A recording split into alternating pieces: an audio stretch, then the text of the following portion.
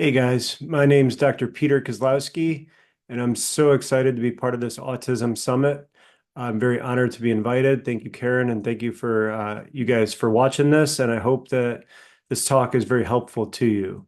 So, a little bit about me. I am a medical doctor who has been practicing functional medicine since 2012.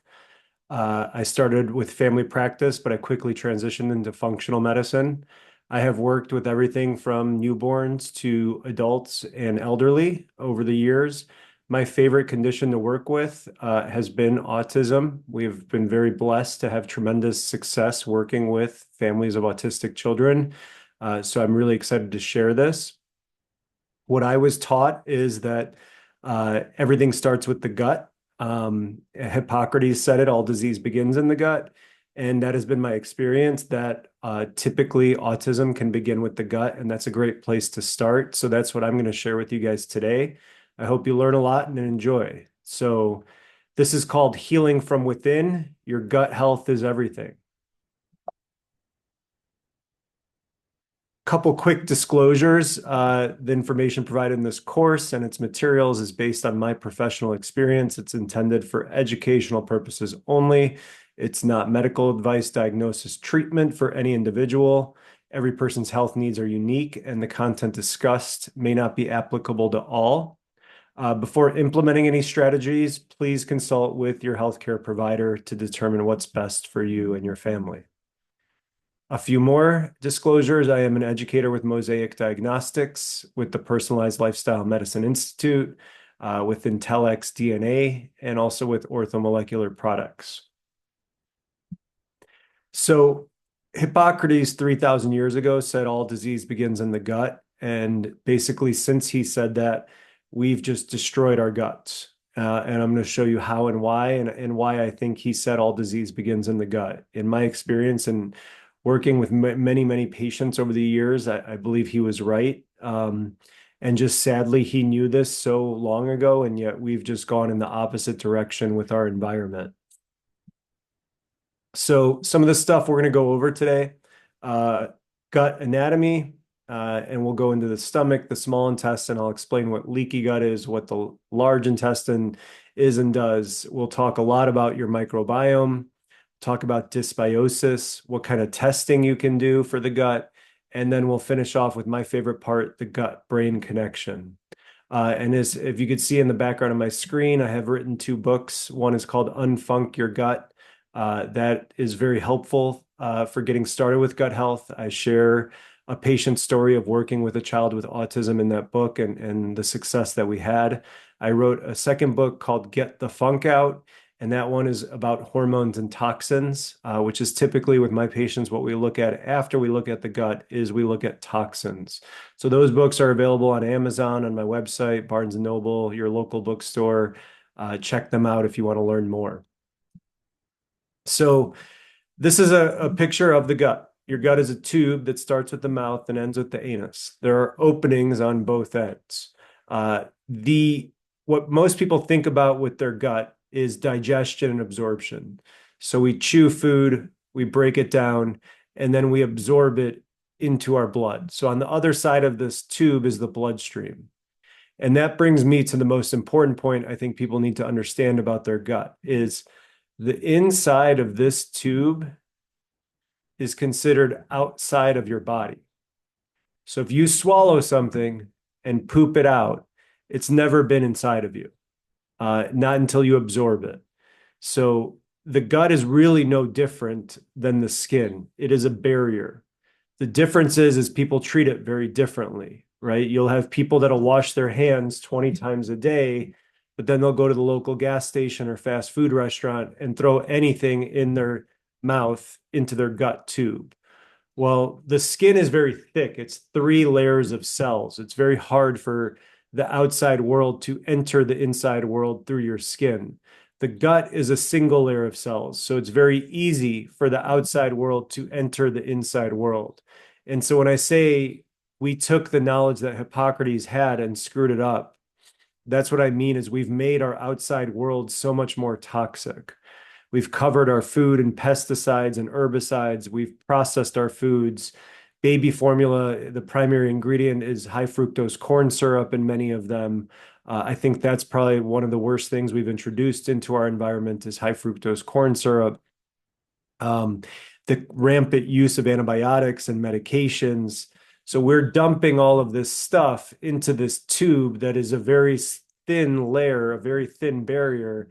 And then all these chemicals and genetically modified foods can cross that barrier and get into the blood. And then it's free game to create disease. So the inside of your gut is considered outside of your body. Um, these key learning points, again, the inside of your gut is outside of your body. I can't stress that enough. And your gut is the gateway to get inside to your body. It's very similar to your skin, but the barrier is much thinner. It's much easier for the outside world to enter the inside world through your gut than your skin. And I would argue the most important role of your gut is to protect you. It should decide what comes in and what stays out. So a lot of people have heard of that term leaky gut. Many people don't really understand what it means, but that would be the equivalent as if your skin had a bunch of holes in it. That's what leaky gut is relatively. So we'll look at that later as well. So let's start with the stomach. We chew food. It drops down the esophagus into the stomach. The stomach contracts to break down food, and the stomach releases hydrochloric acid. Hydrochloric acid is how you digest protein, how you activate digestive enzymes, how you kill off bad bacteria, and how you absorb minerals. So you need lots of stomach acid. The seventh most prescribed drug in America is an acid blocker. When I have patients come to me, even if they have a list of 30 complaints, the only thing we will work on in the beginning is getting off of the acid blocker. There's many drugs up there, which I would argue are the worst drugs that we've created. I think acid blockers are definitely in the top 5 and probably the top 3 of worst drugs that we've created, because the rest of your gut will not work if you're not making hydrochloric acid. So we do the opposite. We test and treat people for low stomach acid. Now, doesn't happen in kids, or at least I don't treat it in kids. I haven't seen it in kids. We usually don't start testing and treating for low stomach acid until after the age of 14.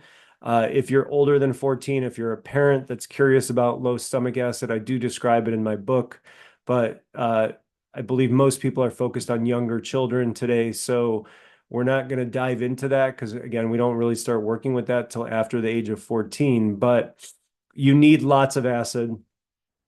He usually doesn't start going low until teenage years or later, but it's very important. So your gut will never work properly if you're not digesting your food. Any patient, like I said, who comes to me on an acid blocker, this is our only goal, is getting off of it. This is very, very, very different approach than your traditional doctor, right? They dole out acid blockers like it's going out of style.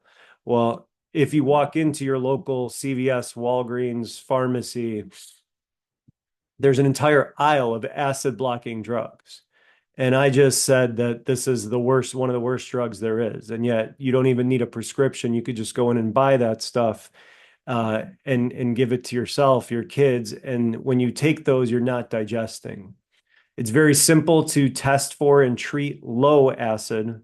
The symptoms are very similar. Like I said, if it's something you're interested in, I would dive into the book.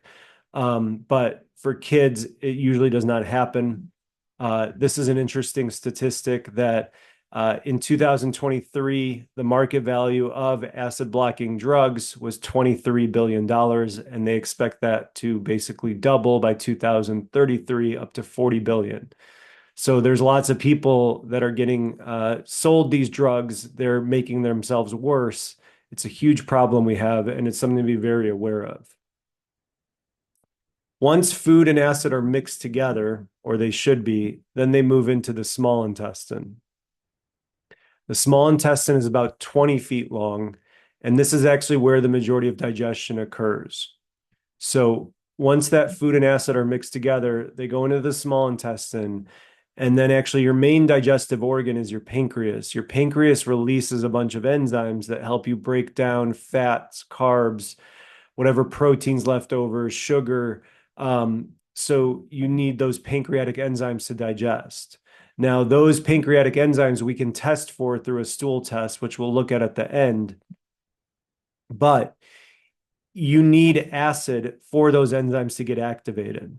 So again, acid helps you start digesting in the stomach. It helps you break down protein. But then also, once it gets into the small intestine, it helps activate the rest of your digestive enzymes. So it's absolutely crucial to normal gut function. Your liver makes bile. Bile is stored in your gallbladder. Bile goes down the bile duct into the small intestine and helps you break down fat. So in the small intestine, everything has been digested. This is where you absorb your nutrients. So 90% of absorption happens in the small intestine. There are 2,000 square feet of absorptive surface. How do we turn 20 feet into 2,000 square feet, right? We said the small intestine is 20 feet long, but there's 2,000 square feet of absorptive surface. Microvilli. That's what your small intestine should look like under a microscope. It has all these outpouchings that increase the surface area. So these microvilli are where nutrients cross from your gut and into your blood. Here's another picture that hopefully helps it make sense is if you picture the top of the slide is the inside of your gut tube. When food is broken down, the nutrients then cross through these microvilli and get into your blood, and they're now in your body. So inside of your gut is outside of your body. Once it's in the blood, it's now in your body, and that's where ideally nutrients go and support your immune system and your thyroid and your brain. But we are getting all types of toxic chemicals coming in, which we'll look at how those are a problem. So these are all your different vitamins and minerals and where they move from the tube into the gut, into the body. We basically absorb nothing in the stomach. There's very little water, alcohol, copper, iodide, fluoride, and molybdenum. Your small intestine is actually made up of three parts, the duodenum, jejunum, and ileum. And this is where basically all the vitamins and minerals are moving into the body. So the nutrients are moving from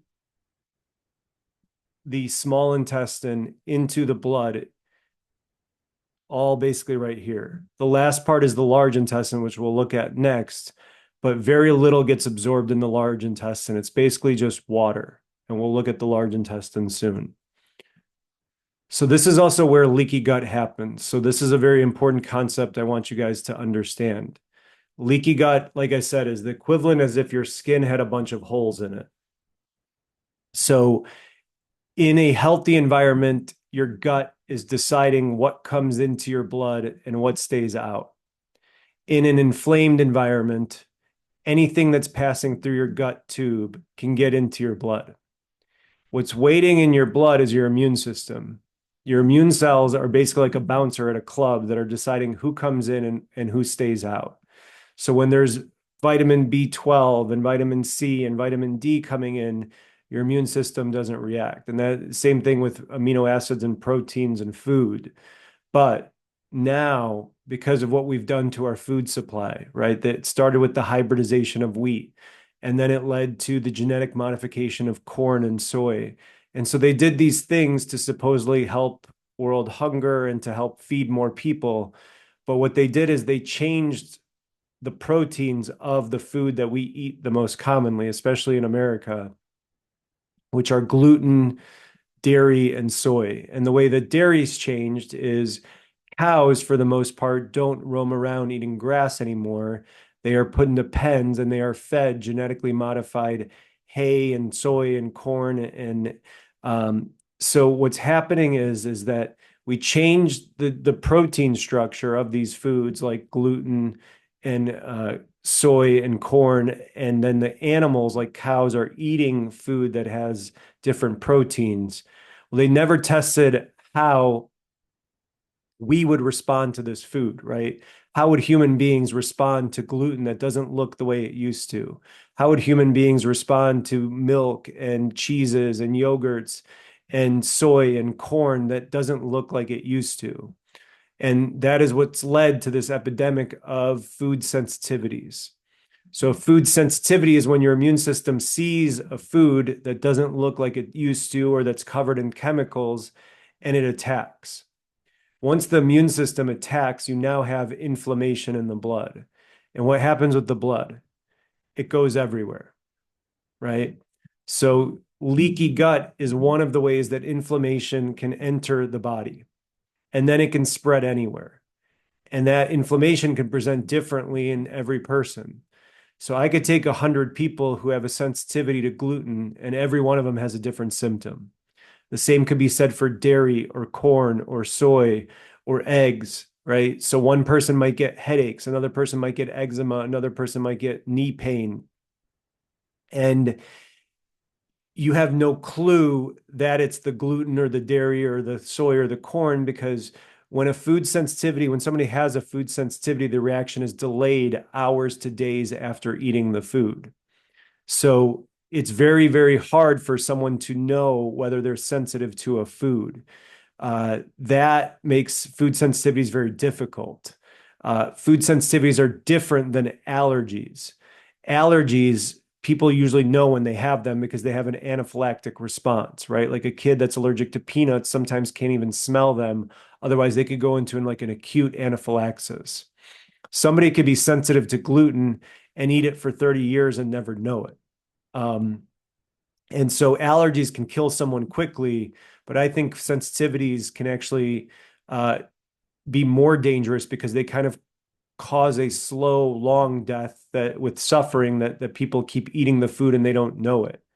A classic example I give is, let's say I eat a bagel every day for breakfast and I feel fine after eating it, but I start getting headaches at night.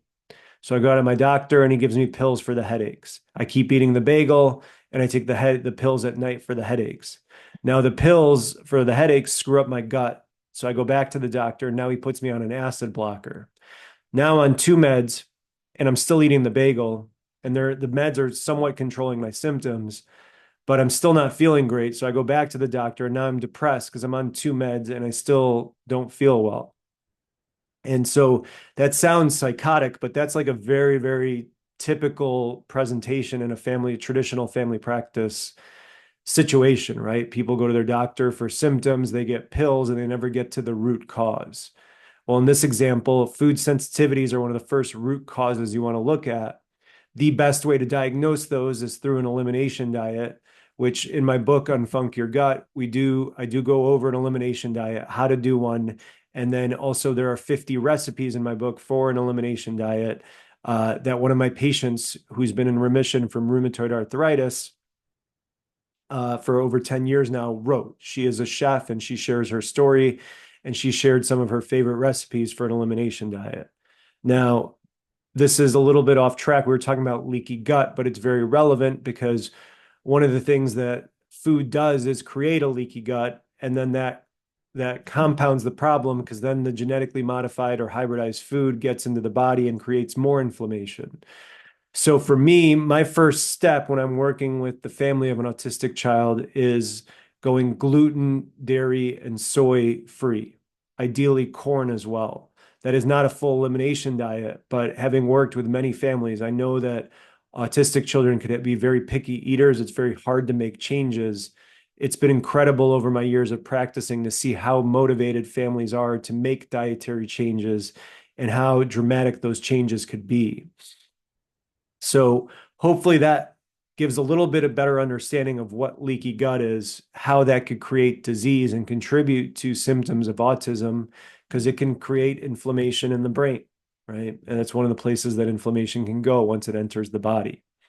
This is a slide of what a leaky gut looks like, right? The small intestine is full of holes. So this is healthy gut. This is a leaky gut. So what triggers a leaky gut? The standard American diet, which we call the SAD diet, standard American diet. Stress, meds, toxins, low stomach acid, microbiome imbalances, which start with delivery and early years and months. So we'll get into that. But The best treatment for a leaky gut, the only treatment for a leaky gut is to treat what's causing it. So there are a lot of practitioners that like to put patients on a lot of supplements for leaky gut without getting to the root cause. You will never heal a leaky gut if you don't get rid of what's causing it. And the best place to start with that is an elimination diet. And again, Unfunk Your Gut can be very helpful for you guys if you need help getting started on an elimination diet. So key learning points from the small intestine is that this is where the majority of digestion occurs. The exocrine function of your pancreas is to secrete digestive enzymes. Pancreatic enzymes need acid to be activated. Again, we don't worry about acid until after the age of 14. The small intestine is also where the majority of absorption occurs. The small intestine is only 20 feet long, but has about 2,000 square feet of absorptive surface. That's because of the microvilli. Leaky gut is the equivalent of your skin having holes in it. The only treatment for a leaky gut is to get rid of what's causing it. And I really believe that Hippocrates, when he said all disease begins in the gut, he was indirectly referring to leaky gut. And so again, we took that and completely destroyed everything that we put into our guts to now see these rampant rates of disease.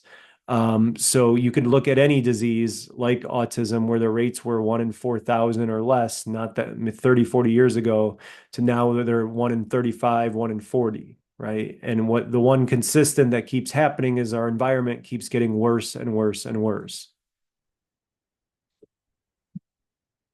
So the last part, and what I joke is my favorite part, is the large intestine, and I'll show you why. So the large intestine is about 3 to 5 feet long. And we looked at it. Really, the only thing that gets absorbed there is water. But why I love the large intestine so much is because that is the home to the microbiome. So every one of us has 3 to 5 pounds of bacteria growing inside of us. That is called your microbiome. So this is a comic, but this is what someone's large intestine should look like. It's full of what should be probiotics. A lot of times people take probiotics, they don't even know why. Well, it is to get bacteria into the large intestine. So this is, I think, for the discussion of autism related to the gut, this is the most important part. What I've seen in my practice over and over and over again is microbiome imbalances. These need to be rebalanced to help a child heal. It always starts with food. So if you're unable to do testing of the microbiome or see a functional medicine doctor, get started with an elimination diet. That's something you could do at home you can use my book, you can use a nutritionist. But elimination diet is the first step. And then we would typically look at the microbiome. So again, every one of us has 3 to 5 pounds of bacteria on the inside of our large intestine. One of my favorite things to work with now is genomics, and there's a lot of genetics related to autism that I work on with my patients. But we as humans have about 23,000 genes. They have found over 22 million bacterial genes in our gut. And so this is what makes the bacteria so important, and we're going to go over that. So we have 23,000 genes. They found over 22 million bacterial genes in our gut. I have a t-shirt that I like to wear that says mostly microbe. So why do the bacteria matter? Well, they influence everything. They influence our bones, our immune system, our brains, our arteries, our skin, our weight. The bacteria are constantly talking to us and influencing all our major systems, and especially important during development.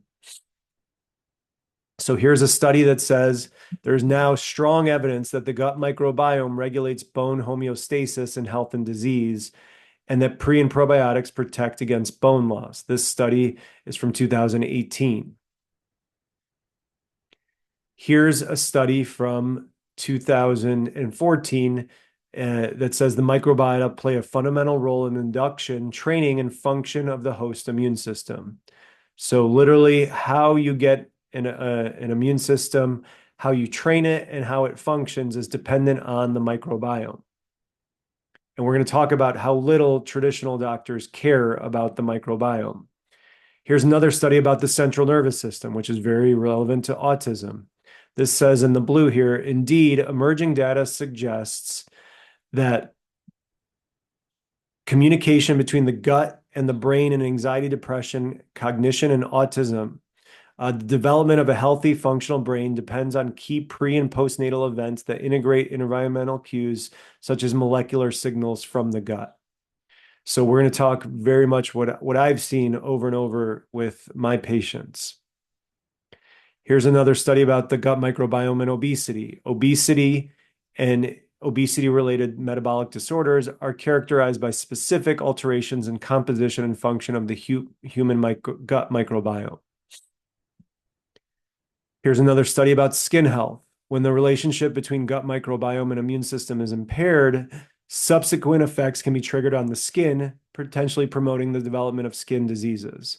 So something interesting that I tell people is I say your skin is your best representation of your gut health. Why? Your skin is your biggest organ, right? And so we said the way that inflammation enters the body is through the gut and into the blood. Well, that inflammation can travel all around. Your skin is your largest organ. So if all that inflammation is coming in through your gut and it's in your blood, it would make sense that it would present on the skin if your skin is your biggest organ, right? So, and here's another study about the relationship between the microbiome and cardiovascular disease. The ways that microbiota are involved in modulating cardiovascular risk are multiple and not only related to inflammatory mechanisms. So here are studies, again, that focused on your bones, your immune system, your nervous system, obesity, skin health, and heart health. And there are many more. But as I'll show you, there's a complete lack of care from the traditional medical world to establishing a microbiome early on. And again, I think this is a contributing factor to all the disease that we see. So here's something very, very crucial to understand about your gut microbiome, your gut microbiota, the bacteria, your probiotics. The gut bacteria are alive, just like us, and they need to eat to stay alive, just like us. What do they eat? Fibers and sugars, which come from nuts and seeds and fruits and vegetables and healthy grains. We, in the standard American diet, do not eat fiber, and we kill off our bacteria by not supporting them. If you look at the standard American diet, breakfast is a breakfast sandwich with eggs and bacon, or pancakes with bacon, or cereal, right? Or like French toast, even worse. We can get a lot worse. There is no support for the microbiome. And then lunch will be a slice of pizza or a hot dog. One of my biggest pet peeves in this world is children's menus, right? If you look at a children's menu, it's mac and cheese, it's pizza, it's burgers and fries, it's pasta. It's disgusting. There's no support, there's no nutrition, and there's no support for the gut bacteria. So when the gut bacteria eat, it's an anaerobic process, which means without oxygen, so it creates gas. So if someone eats a bunch of fiber and they get gassy, that's a great thing. That means the bacteria are eating if the microbiome is healthy. It's a problem if the bacteria are not healthy, and I'll show you how to test that. So you need to eat fruits and vegetables, and my recommendation is 9 to 12 servings a day in order to keep your gut bacteria alive. So this is a picture, a graphic of that the gut bacteria eat by fermentation. And so that they take things like broccoli and garlic and bananas, and when they eat, it creates gas. It's an anaerobic process. So this is where we really start screwing up our microbiome, and that is the way that a microbiome starts is during a vaginal delivery. So in utero, the infant does not have a microbiome, but as the baby passes through the vaginal canal, it picks up probiotics, right? So right now, 1 out of every 3 kids are born by C-section. When you do a C-section, the baby goes straight out of the belly into the nurse's gloves.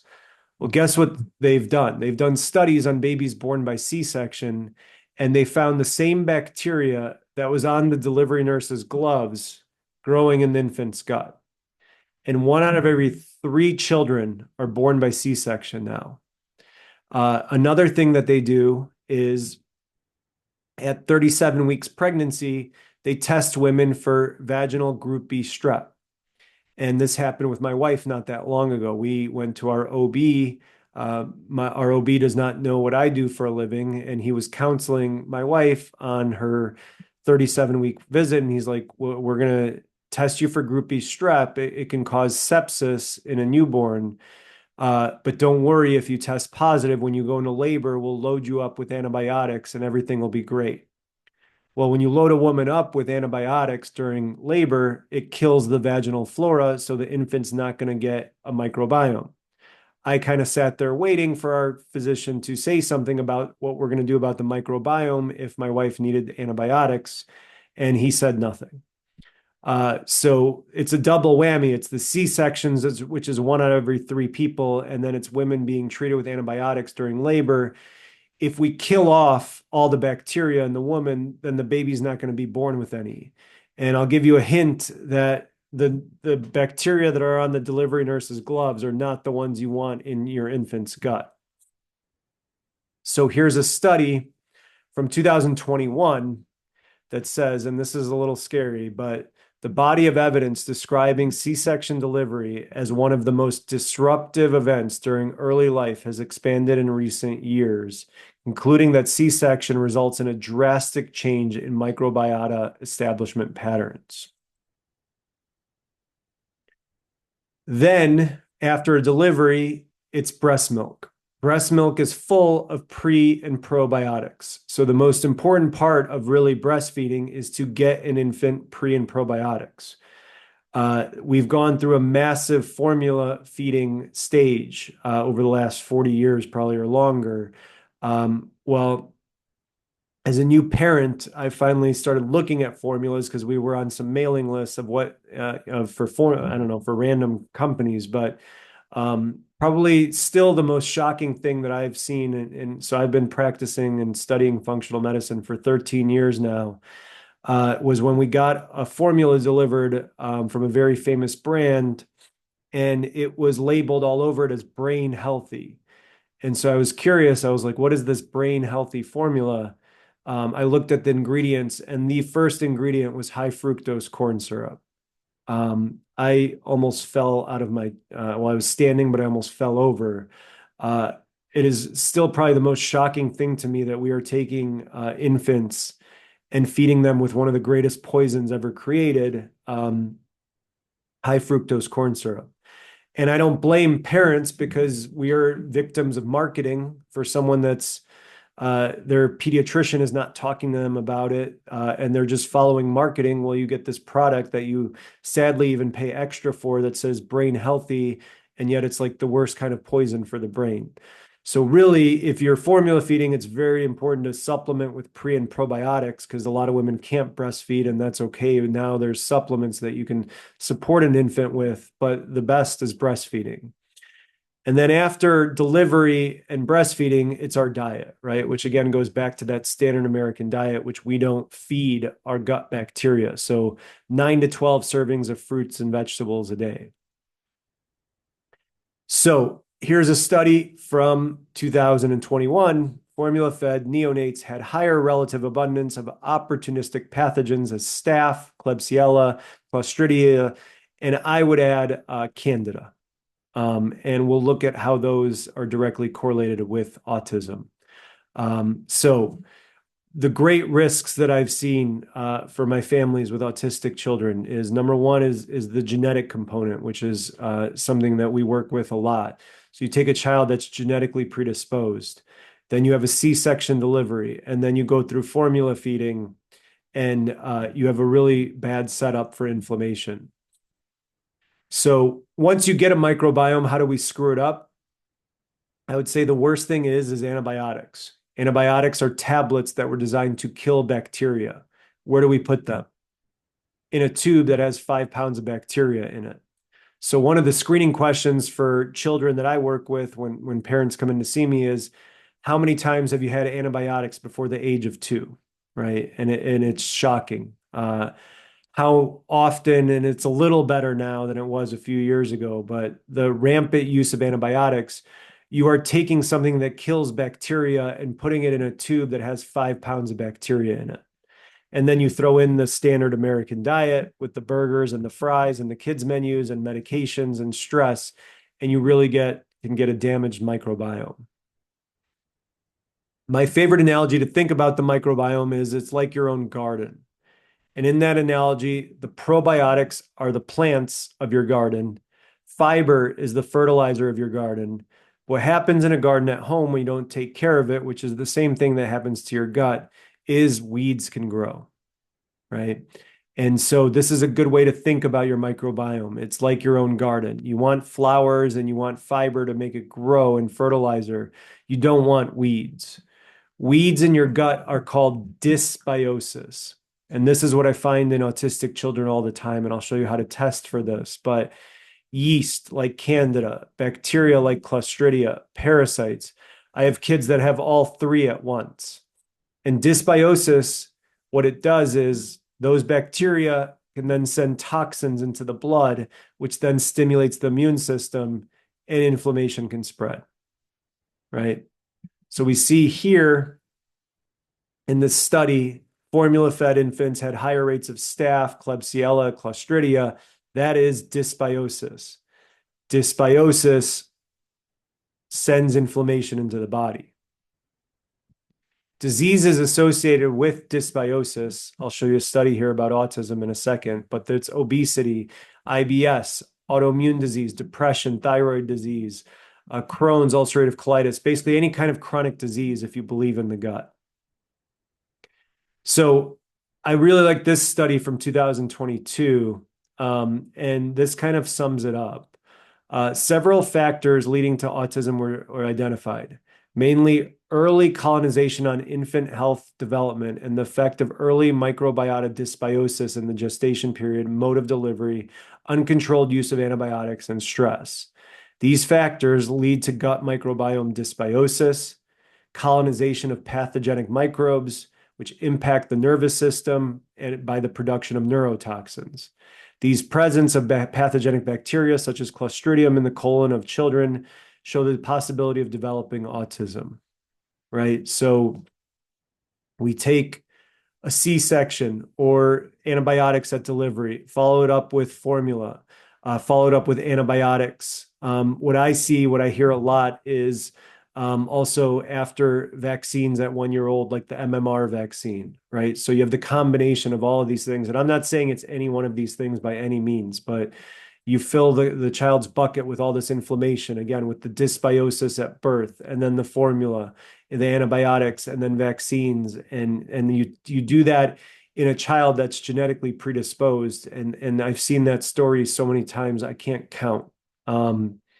So again, as parents, you can't blame yourselves. You're doing your best, but just creating awareness so others are aware and can do what they can to kind of be aware of these things and prevent these things to the best of their ability. So key learning points from the large intestine is that's where the microbiome lives. The development starts during a vaginal delivery. Then it's breastfeeding. Your gut bacteria are alive. They need to eat to stay alive. They eat fibers and sugars. Think of your microbiome as your own garden.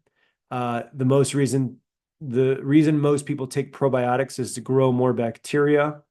If your garden at home was full of weeds, would you buy more plants or will you pull the weeds out first?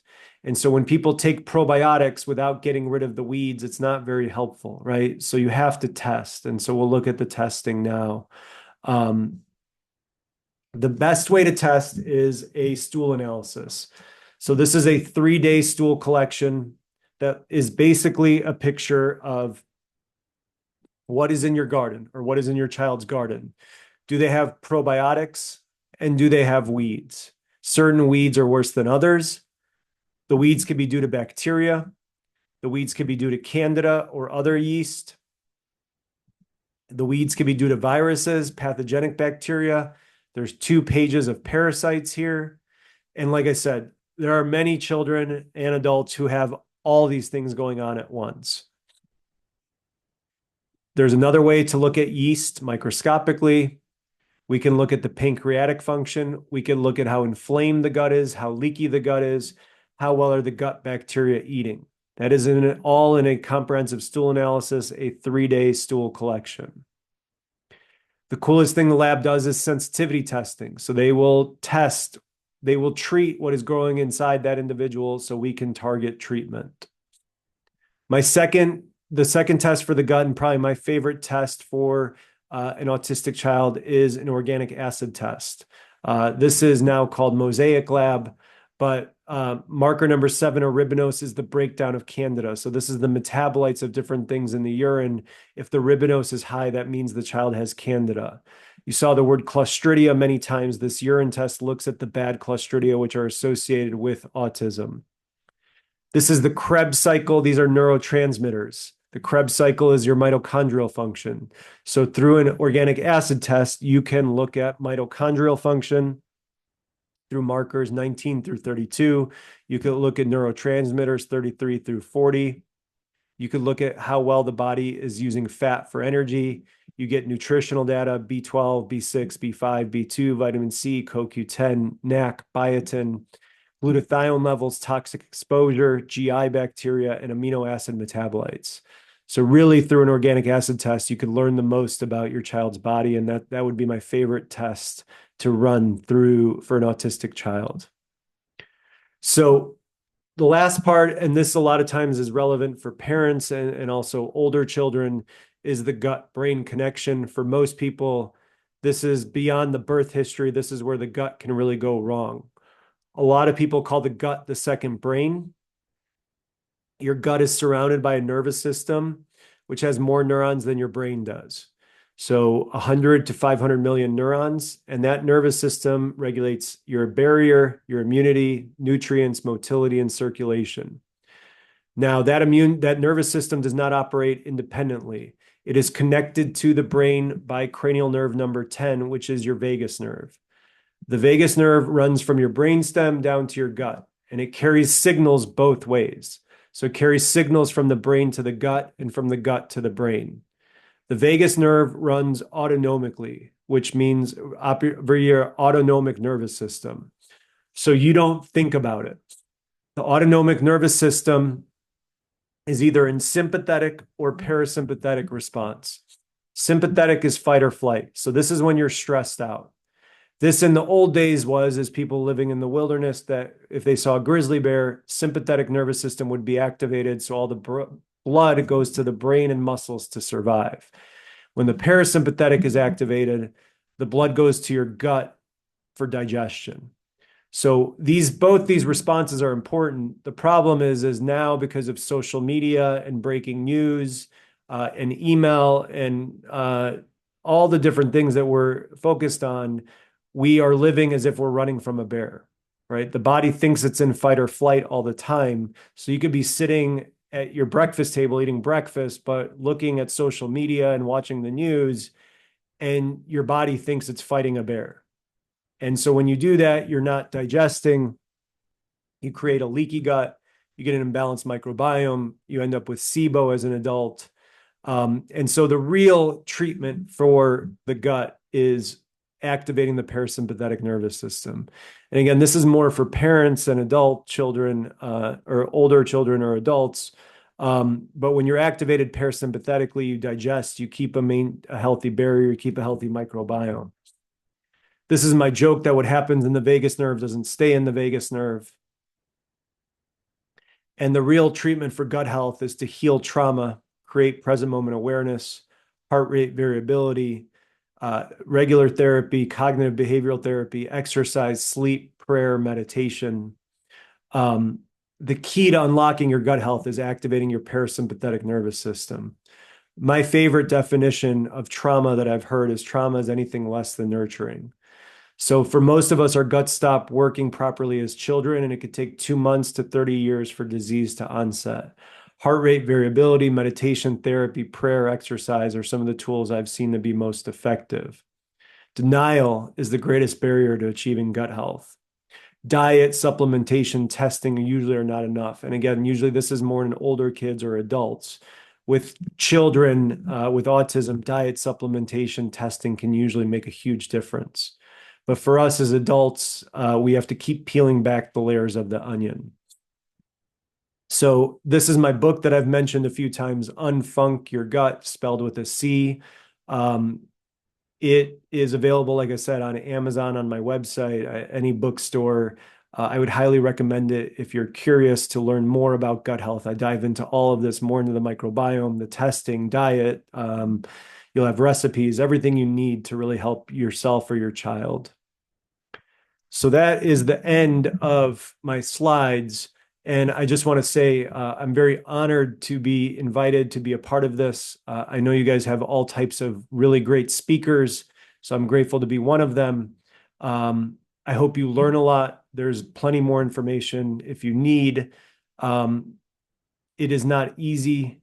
This can actually be a little scary, but you can have the worst, and I say that in quotes, the worst kind of history for the gut, right? Which to me would be C-section, formula fed, eating the standard American diet, lots of antibiotics.